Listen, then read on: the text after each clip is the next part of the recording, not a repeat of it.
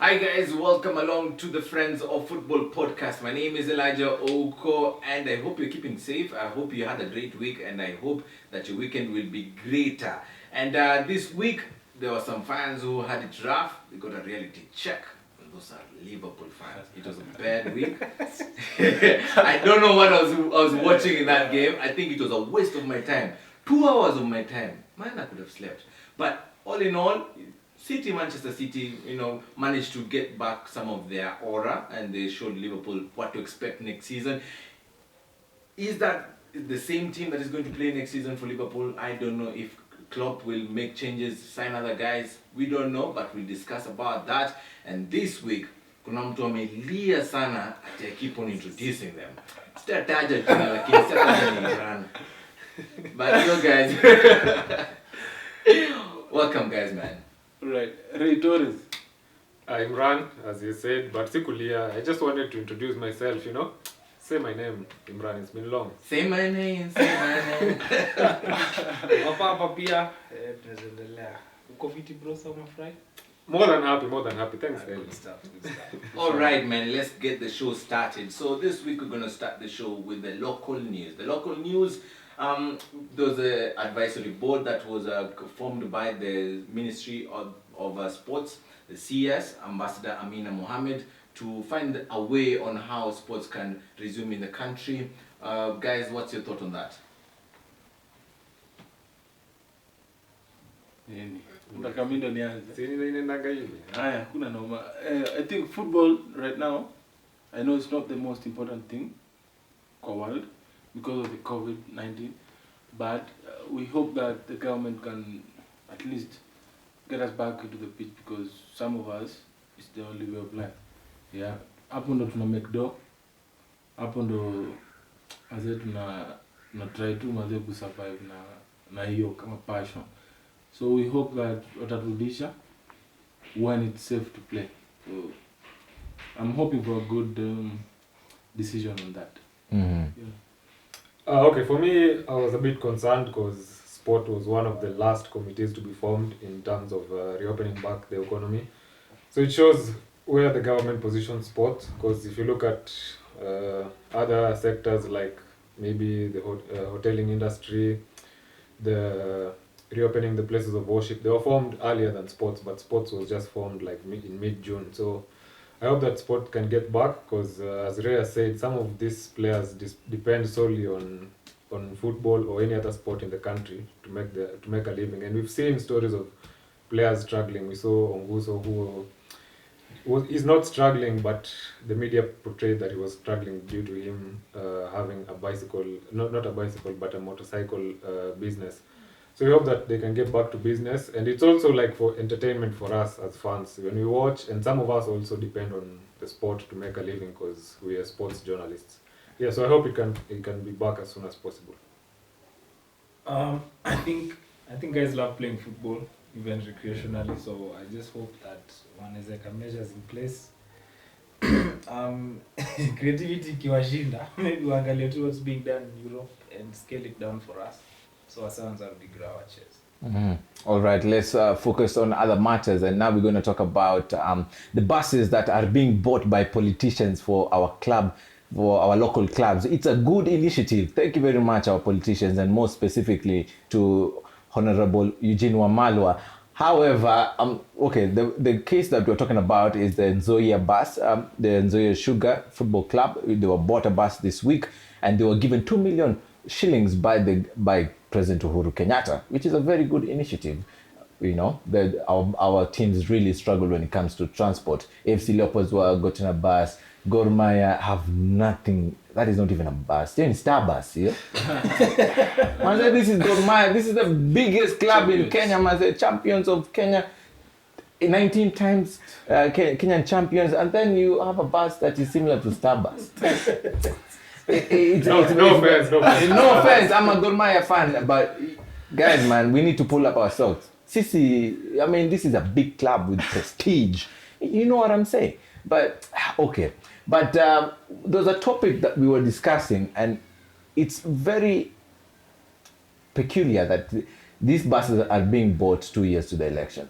In my mind, for sure, this has to do with politics. This is not because politicians are feeling sorry for us. Where were they when in 2 years ago? Now, why now? Why now? It's a good initiative, yes, but why now, man? I think I was on a hizo basi wasa wanataka kurudi kwa government. Yeah. So hiyo coin iko na two sides. Una sijui kama wazee ni mafans wa Paul ama ni kutafuta tu governorship ama hizo positions ama ni wazee tu wana support. Kama wana support, then county governments zote zinafaa buy teams basi. Yeah, if enyewe kani politics tunataka wase wote. So Babu Owino pia anze hapo Emba. Abaye labda Mathare, team iko pale or get basi. Yeah, so every county government should try and get a KPL team a bus. Sisemi ati hizi teams mazee yodo yao sasa wadishi. Watu wa manage tu vitu poa, but hiyo ni initiative poa. Tuna hope sio about politics. Na hope ikwe fiti mazee, ikwe wazao come in kwa ball wasaidia hata corporates. Nikam itakuwa poa. Tukue na basi fiti. Niko natoka Sony na basi mpaka Mombasa. Noma. Tumekunja mguu mazee crazy. Okay, for me, I think the government is investing in the wrong places because honestly, I don't think Kenyan Premier League teams need buses. As in, we can travel. There are better ways of traveling. Come on, bro. What Yeah. do you mean? As in, listen. Come on, Imran. If I'm to travel from Nzoia, I can take a march to go play Bandari. Let me cut you short. Listen, there are better things of investing other than buses. Let's start with Nzoia Sugar. Nzoia Sugar have a player who has cancer. And he has hospital bills, Jeremiah Wanjala. Why not help that guy? Yeah, I do agree with you. But let me cut you short. This is the Kenyan Premier League, the topmost league. How can players travel like they're playing for a Division 1 team? Yeah, but you see, even in we Europe, need to put some prestige in Europe, teams travel with company buses. It's not a must that you must have a company. You must have a team bus for you to travel. And that's where in which Europe? Europe, even in England. Which team? Even there was a time. Listen, Eli. There was a time. I think it was Middlesbrough versus Crystal Palace. The Palace fans vandalized their own bus, thinking it was the Middlesbrough bus. It was a hired bus. That bus is hired because it's to take players from the hotel to the stadium. No. It doesn't matter. Like, I don't need a bus if I'm a Kenyan Premier League player. I need to be paid. Unacheki Imran anasema is a very interesting point. Hapa Kenya juu hatuna do kwa ball. Federation inafaa ikwe na partnerships na hoteli na hizi buses zenye anasema. It's easier. So teams kama it's not, you don't have to buy a bus. Tunaweza bonga na mash au tunajua kutakuwa na double header Mombasa. So hizi teams zinafaa zipeleke Mombasa, hizi zinafaa zipeleke Machakos. You can get a partnership with these buses kuzipeleka. Yeah, we can do that. Once a Liverpool fan is making sense. And there's actually a team in Nyanza. I'm not sure. I'm forgetting the name. It uses Bellingham to travel. I don't need a bus. Like the good example I gave you, there's Jeremiah Wanjala who's having cancer and this guy hasn't been paid. And there was a fund actually launched by Jeff to help him out. Why don't the government like split that 2 million and help him out? Can I be honest? The problem we have in Africa and anywhere in the world is when you help a guy like Jeremiah and then word gets out, you'll find probably another. But look, in that the case, same challenge. Yeah, because Martin Imbalambala has gone blind, the former AFC Leopards captain. Exactly, and that's where we should focus on. Get these guys insurances. Get these guys better pay. I don't need a bus, man. Yeah. What is a bus? How will a bus help me? How will a bus help a player? Listen here. It doesn't mean... No. There are better ways of getting to the ground. I'm not going to buy that. Maze Torres ameleta point. Hatuwezi kuwa tunaenda na basi from Awendo to Mombasa. You see saying to have to flight. Mbona gava is tupatie flight? Mbona gava is tubaye ndege? Because we need to travel. Hapana. But Imran, I get your point. Okay, but that is up to the club to bring the fans together to contribute and help this player. Is it That is not up to the government. No. That is of course. Gor Mahia in The same way- 1968 had a bus, a team bus. and But this- look at the bus they have right now. and this is the How same many thing. years later? And this is the same thing I'm trying to tell you. Okay, the club asked for help from the government, and they were gotten the bus, right? They can also come together, ask the fans to contribute.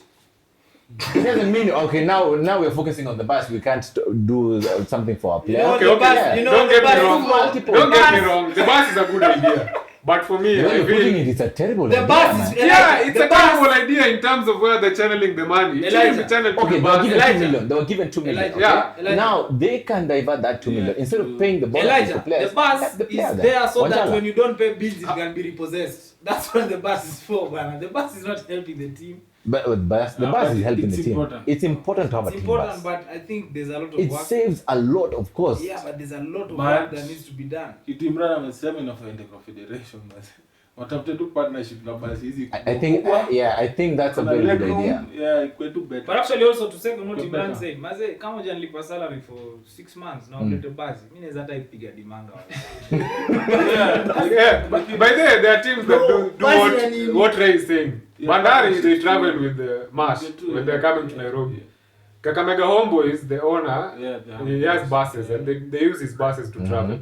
Like for me, I feel the bus is a good initiative, yes, and I love the Yeah. government for that. But I don't need a bus when I'm not being paid. I don't need a bus when I have cancer. I don't need a bus when my family can't, like they can't even have food on the table. But that's not the work Actually- of the government. It's the work of the government. No, If it's they're not buying the a work of the bus, It's not the work of the government. Actually, It's not listen, the work if of the they're buying a government. bus, I would want them to cater for the welfare of the players first before going to get a bus. Actually, No, It's just you see the problem that I have with this catering for the welfare, it's a short-term solution.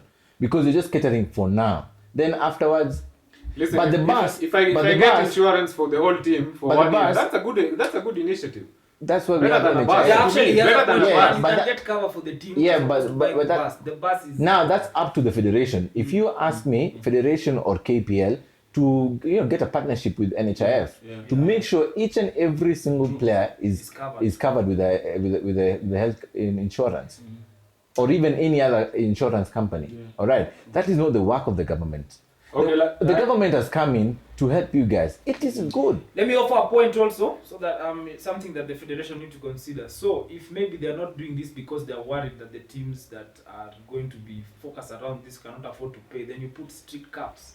If you can't pay, you need to have a certain amount of money by the time the season starts. Actually- If not, we have contingent. That's how, from my opinion, Club licensing. club licensing really happen, lakini bado kuna 5 teams hazina do. that's the thing. That's But the thing. NSL kuna 5 teams inaweza replace hizo 5 teams. But hatuwezi wa replace tu hivyo But kama there's a process. hivyo- Yeah. Okay, But guys, lazima settle this. kwenda mbele, lazima tu tukuwe na compromise. to I'm settle sorry, this, guys, but- let's ask the viewers to comment on the link below and tell us what you think about this. Yeah, whole mimi na vote discussion. tuchuja hizo 5. If Eli is right, getting a bus is a good thing. If I'm right, to cater for the welfare of players first before getting a bus, talk to us below. All right, give us your opinion in the comment section below. All right, now let's head on to the next topic, and the next topic is the Stars Abroad segment. And Imran Otino, take it away. But first of all, wow, there's a guy in Tanzania, Simba. Francis Kahata. Simba ndo- Onani mnyama Simba huyo. tu ndo compare Liverpool. Eh? Hata Man U. Ndio kuna 82 points bro. Man U wako nafikiri 50 something. 51. I'm gonna Unfortunately, tackle you. Unfortunately, somewhere, that's don't how Liverpool fans. Usijali. That's how they reason. So Elijah, you see I'm what not I'm saying? surprised. You see why I'm saying we need to do away with those who don't have the money to play at the big boys table. Ona Simba, wana get hizo points because wako na toe, they can get the best players, league yao ina move. Si tuko hapa tunalia msaada mazee till when. Lakini msaada ileta basi. Hawezi ikataa uchukue hiyo. Because ni msaada. Siko unaniget. All right, Imran, take it away. Okay, Stars Abroad, there's still very many leagues that are yet to resume due to the COVID pandemic. But as we said last week, there's Sweden that's going on. There's Denmark and Switzerland. There's a Kenyan in Denmark playing for Esbjerg. He's a right back. We all know how Kenya has issues with the right back. So if he gets a call up, well and good. He plays for Esbjerg. And I played twice in the past week. I think played 76 minutes in the 3-1 loss to Horsens and came on in the final 14 minutes in the 2-1 loss to Hobro. And in Switzerland, there's a Kenyan who plays for Thun, FC Thun, and he was an unused substitute in the 3-2 win over FC Zurich. He actually signed before COVID, so he hasn't played a game for Thun. In Sweden, there's Joseph Okumu who missed the 1-1 draw against Orebro. He played 90 minutes in the 1-1 draw against Nokoping. They played 1-1 successive draws. There is Anthony Wambani who plays for Vasaland, and he started the game. They won 6-0 against some team, I'm forgetting the name. But an interesting thing is Ovella actually played that game, came on as a substitute. And Eric Joanna played 2 games also this past week, played in the 3-0 win against Acropolis and was a substitute. I think he played 64 minutes in the 3-0 win against Hampstead. And an interesting thing about Eric Joanna is he plays number 10 and he plays number 10 in Europe. It's very hard to find a number 10 who plays, an African number 10 who plays in Europe, especially from Kenya. So big up to him. Then when he comes home, we chuck him on the right. But I think the best number 10 or the left, Kenya, yeah. On the left. But the best number 10 Kenyan is Sad Musa. Yeah, well, My opinion. everyone has their own In my opinion. opinion. Yeah. All right, thank you very much, Imran. To the stars abroad, thank you very much for raising the Kenyan flag and keep on doing what you do best, man. All the best. So right now we want to focus and turn our attention to the transfer zone. This is where we're going to talk about the transfers that have happened, at potential transfers, and just our opinions on which teams need to buy and where they need to strengthen. And the first transfer that we're going to talk about is a transfer that has happened this week, and we were actually surprised. Real Madrid let Achraf Hakimi go to Inter Milan. Achraf was really, according to reports that I read, Achraf was really disappointed that Zinedine Zidane only talked to him once in his 2-year spell in BVB. Ogutu, is that the right move for Hakimi, man? Because he's going to Conte. Conte is a good coach with the wing backs. So Amazing. I've watched that of Hakimi extensively. The guy is a really good player. He has improved, taking into account the fact that he missed his original, the first spell, he got an ACL injury. So he had to go back, recover, and then come back, and I think he's really picked very well. He's only 21. To be honest, I think the fee was really good for Inter. I think it was on, I think it's throughout the price, man. 40 million for a 21-year-old wing back who can also play as a winger on either side of the pitch is a really good.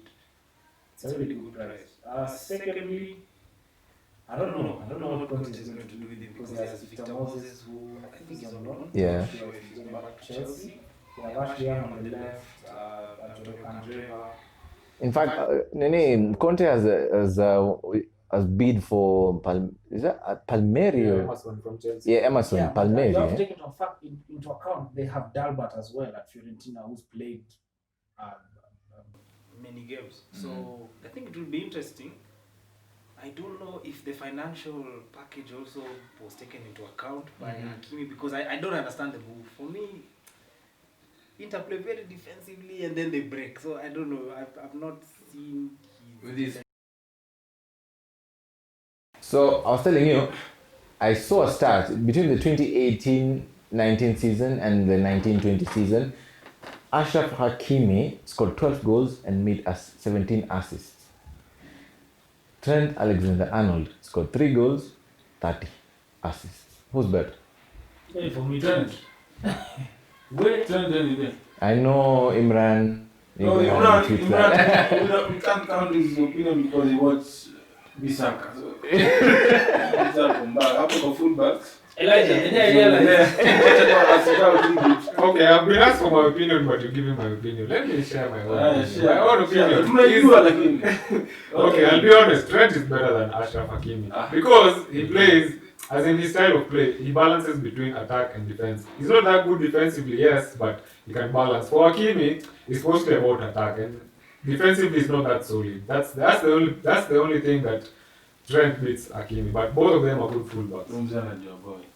Guys, Fit. do you think Hakimi is better than Trent or vice versa? Give us your thoughts in the comment section below, and maybe next week we'll review what you guys have said. And continuing with the transfer talk over here, we have Sane to Bayern, which is really good for PS4 lovers and guys who use Bayern Munich, man.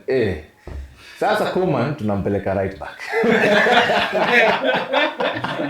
But no, Koeman hasn't been that good. Yeah. See bro, nikaa Lewandowski ndio inaisha. Koeman anacheza pale live. No, the problem we have with Koeman. Kwa PS, sio rely kwa PS. FIFA tunampeleka right back. He can't score, and you know that. Pavard doesn't have pace. Exactly, you don't need pace. Yeah. Unahitaji Odriozola in the current FIFA is really good as a right back because he has pace. If you play against a team like City, you need one thing you're forgetting, we can use the Atletico Madrid model of defending. We just overload one side. Wakilala tuna switch kwa Davis. Sawa. Let's continue with the talk. As Sane finally made his dream move to Bayern Munich. There was talk of the previous coach, Jude said Sane is not that. He's not a top player to be bought for 50 million pounds. Because he can't carry a team, you know those type of players who take the game by its horns and just control the game and just influence the game. Sane is not that type of player. Yeah, lakini you're busy at Bayern, very good business. Sane for 54 million, very good. You think so? Very good. Yeah. He's 23. Yeah, he's young. Yeah, and he's not at the peak yet, so it's a good move for them. They're looking for a replacement for Robben and Ribery. Mm-hmm. Yeah, so for Sane, very good move. Because he's going to play with Gnabry. It's a Gnabry now. Yeah, it's good. Yeah, I think it's a good move for Bayern. But like I said, as in Sane, I think he has like some personal issues because Pep had a problem with him. Lowe had a problem with him in Germany, and Jude had a problem with him. So it can't be that 3 different managers have the same problem with the same player. It shows that there's some truth in it. So I hope that he'll finally get his head down and settle in Bayern, which is actually a really good place for him to play football. They let go of Ribery and Robben at the beginning of last season, so he'll be a good replacement. And we've seen from his days at Manchester City, he can score goals, he can assist, he can take on defenders. Probably not defend, but at Bayern, who needs defending? So it's a good move. I'll keep it short and brief. I want to see if this guy can hit double digits over a full season. Assists and goals. Just goals. I don't care about assists because Alphonso Davies can create goals. I just want to see if Sane can score. If you're talking about Robben and Ribery, maybe those are 15 goals apiece with 1-4. I want to see if Sane can do the same or better. Okay. Of course he'll do that. Bayern beat team 6-0. He'll probably score 2 goals in that 6-0 win. It's not given, man. Yeah, you never know. Before Man City, alikuwa bench. He's not a starter. Yeah. He was a starter for only 2 years in his life at Man City. And your injuries at the start, they will do a year. So let's see if you can get a starting spot. Yeah, no problem. Still on Bayern, there are rumors Thiago Alcantara is not going to sign a contract renewal and he's going to be moving to Liverpool. What's your thought on that, Ray? I think the only problem now here Thiago is 29 now. I don't know if it would be a good move for our midfield to get a 29-year-old, but he's one of the best midfielders in the world. Age is no issue for me. But doing that transfer, if it's 30 million, yeah, good. But if it's more than 40, then just go to Lyon and get our. Yeah. But for Thiago, if he's 29, he'll give the youngsters a chance to come into the team as opposed to our. True. The problem is our midfield now, we have Henderson is 30. Onana is 29. Okay, Fabinho is a little younger. Milner is a little old. Yeah, I was telling Papa we need to get Sissoko for Milner's position. Yeah, because of his utility. But for a creative player, Thiago is very good. But it all depends on the fees. The transfer fee is very important for that bill to go through. Okay. If it's less than 30 million or less, yeah, we take it. All right. Because he has only 1 year. Yeah. There is a transfer that is about to happen or has happened. Jude Bellingham from Birmingham City going to BVB. Ogutu, this guy is being paid £54,000 a week and he's 17. What does a 17-year-old do with £54,000 a week?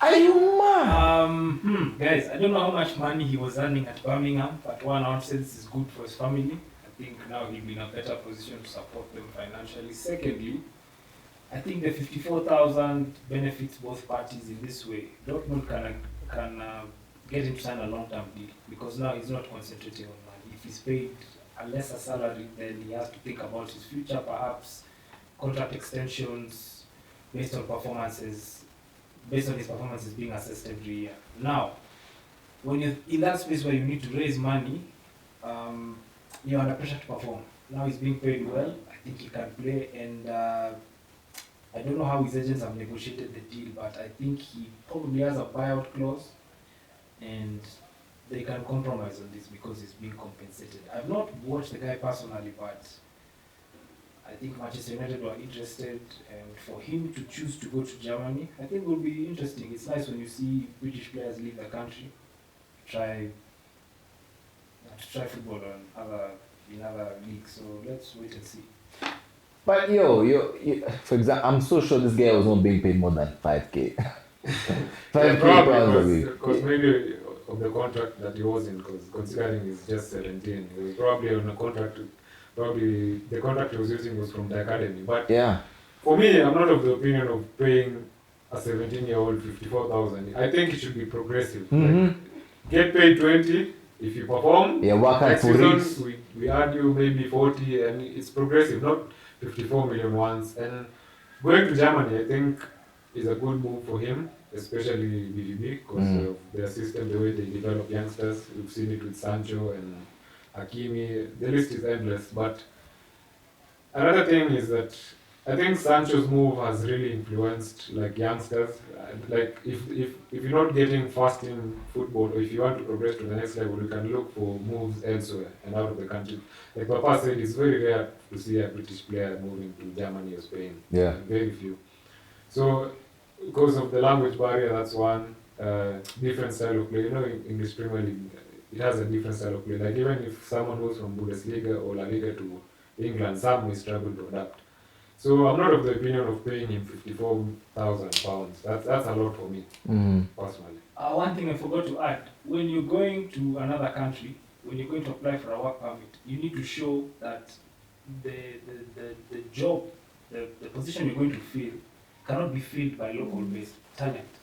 That's another reason you have to pay him highly, because you have to show that this guy, we've gone to England to get a youngster, because you're saying basically in all of Germany, there's no nobody who can do what 17-year-old. this kid is coming to do. So maybe that's a factor as well. But I'm not sure. It's just one. Mimi watch, I think analipwa 10k pale Birmingham. Alicheza season yake poa last season. It was very good. I think walimpea do extra for the next year for him to stay because money wako anataka sayo litaka kitambo. Wale tu hadi kitambo sana. So hiyo pay for me ni sawa tu. Footballer man unalipwa na hiyo value. Uko juu hii mwaka, and if you're young and you're playing in the first 11, your stats are good. Unafaa kulipa tu man. Hata inafaa iwe more. Because anaenda kupiga, maybe it'll make the club more money. So for me it's a good thing. Ata play, anangoja kuona venye ata develop. I'm so happy ataenda Man U because hiyo name tutaikumbuka. But anyway. But that's another route to Man U, so ametumia tu the Haaland route. Yeah, which is okay. Man U atambuy. Ametumia the Haaland route. Haaland is coming to Man Man U. U atambuy. It's okay, Man U can buy 200 Hey, bana, No, after just- 2 years, Haaland is going to Real Madrid, bana. Man U Can't go to Man U. lakini- What is the United? Man U wako mbaya, bro. Right. Yeah, sure. Ilisha. Watch out. I hope you save this episode with United that. ilisha. But tusipote, remember that name, Jude Bellingham. Bellingham. Very good. All right, now let's turn our attention to the league of football, and we just want to talk about the La Liga, where things are starting to shape up in a way that we hadn't anticipated a few weeks back.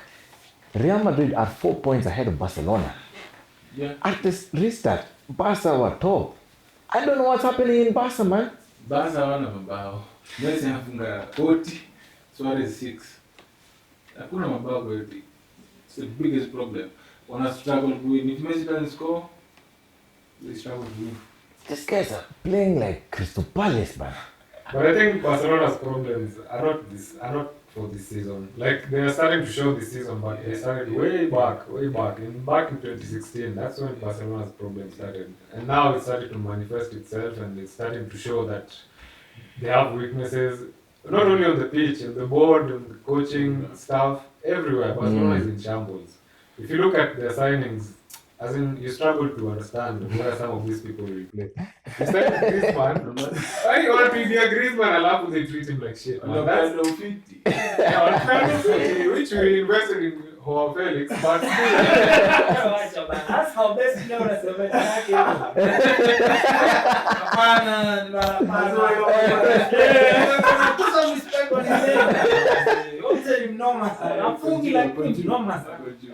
still, but okay. Barcelona, as in for me, I believe the last good Barcelona signing was this season when he signed Ter Stegen, Rakitic. Come on. What about De Jong? He's been good. De Jong, okay, he's been hyped, but me, he's John out. Yeah, but now he's playing like Barella. The ball is going to the From winning John out the to football. I think problem ya The simple pass. Yes. problem ya Barca ni wanataka kucheza ile style ya Pep 2020. So still you have Busquets, Xavi, Iniesta. They're trying to buy players who can play like Xavi and Iniesta. You can't have another Xavi and Iniesta. Mko na Vidal, mko na Rakitic. What's a Vidal? Wow. Every You have been asking, what does Vidal add to Barcelona? That's exactly. Torres aliniambia ati mafano wa Barca wanapenda huyo mzee wako na heart. Lakini anapata yeye hana jambo. Yeah, That's exactly what I'm saying. If you look at their signings, as in, you wonder where this guy will play. You look at Bright White. Okay, he's been. Brentford has been okay. Yeah. better than Griezmann, bro. At Barcelona, not in terms of football. Griezmann is playing like Sanogo, bana. Griezmann is playing like That's Sanogo. Barcelona finishing our legend. Our legend. But listen, their signings have been. If you look at, they signed Boateng, they signed Vidal, Yeah, they signed especially for Pjanic. Boateng. Actually, Boateng, nisoma article, Boateng agent alimwambia tunaenda Barcelona. So Boateng akamjua tunaenda Espanyol. Because 7 years. Akamkuka kamba anaenda Barca, anashindwa. Mazi hapo akapita. Yeah, how is it There's our now? theory as to what's happening at Barcelona and why it's failing. So, FC Barcelona had started signing older players with Paulinho in mind. He was the first player they signed with. They wanted to start a certain project. They wanted to start buying older players and then play them for a season and ship them off to China for huge fees. The problem is in China right now, there's some rule that was passed where clubs cannot just spend that kind of money. They have to There's a pay the salary cap. equivalent, in taxes or something. So I think that has really messed them up. So yeah, I think the COVID imewamess. Kuna blanda kuna pale. Yeah, and also Barcelona, as in the peak Barcelona, most of the bulk of their team was from La Masia. But right now, Ansu Fati is the only academic graduate who's playing there. Or even Ricky Puig. Yeah, Ricky but is good. if you look at minutes, if you compare to 8 Barcelona in terms of minutes, as in Puig and the only and guy Ansu who has Fati, played half the amount, I think Ansu Fati has played 900 and something minutes. The only guy who has played half those minutes is not Alenia. What's his name? Carlos Perez. He's gone to Roma. At least he's playing. I'm happy about that. He's a really good player. Actually, I don't know why Barca even sold him to Roma. I don't get it. The transfer business just doesn't make sense. Barca waache tu kuchezesha Xavi, Iniesta na Busquets. Wachange hiyo system. Every coach akona hiyo bana. But actually, It's too rigid. Elijah as a whole, I'm worried about the Spanish league because I've watched Real Madrid. They seem to need penalties to win games. Yeah. Atletico, we are third. I think we can manage to finish that. But I'm not impressed with the football I've seen. None of these teams Are give playing me good a football, reason to watch them even in the Champions League. I'm saying this as one of the biggest Atletico Madrid supporters around, but I'm worried. It's not funny. Okay. Lakini ball la league iko juu. It's the best Elisha. technical. All right. Now, As in La Liga, you can find a team like Getafe. playing good football, but in EPL mazee unapata team kama Burnley iko number 10 but Yeah, that's true. set piece. Kuna msema kwenda huko set piece. Chris Wood.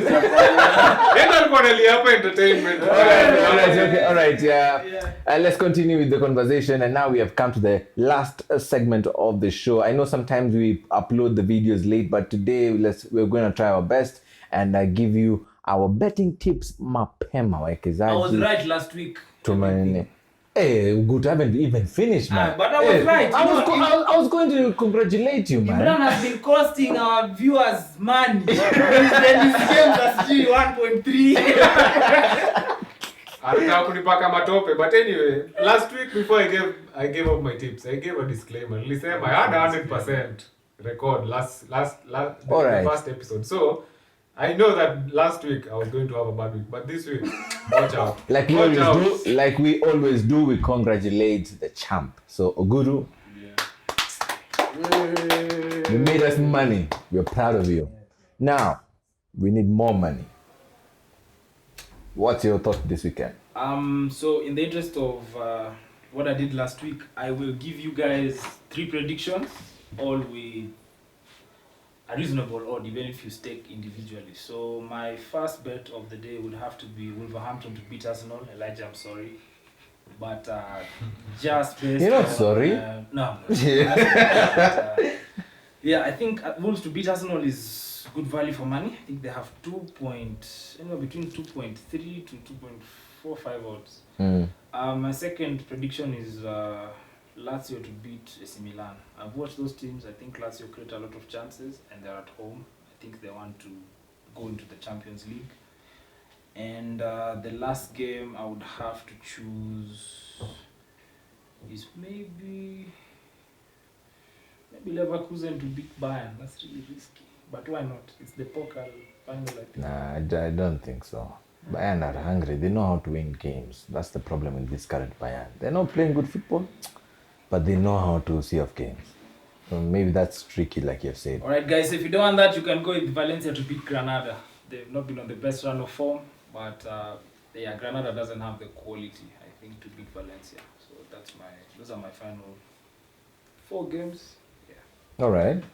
For me, I'll give 2 predictions. Celta de Vigo to win against game yangu. boss. Endelea. Game ni kuchambua. Sisi kuchambua mapema. Wewe kama umelala. Kaka. Celta de Vigo to beat Betis. Betis have been in a terrible run of form. Actually, post-COVID hawajashinda kitu. Celta de Vigo 2-2 draw against Barcelona last week. I think they have the confidence and they're also fighting relegation. They're not safe yet, so... When is that game being played? Sunday. Yeah. Okay. There's also Liverpool versus Aston Villa. I'll go for goal that game. I think Liverpool are in party mode. Lost 4-0 to City, which I was very happy. Brought them back down to earth. Yeah, 20 points down to earth. Still 4-0 hiding. 20 points down to earth is a good place. It's a bad place, bro. Either way. Topic of discussion another day. But anyway, Liverpool, go de Vigo to beat Real Betis. Those are my 2 predictions. All right. Imran ashachukua bet yangu ya Celta Vigo.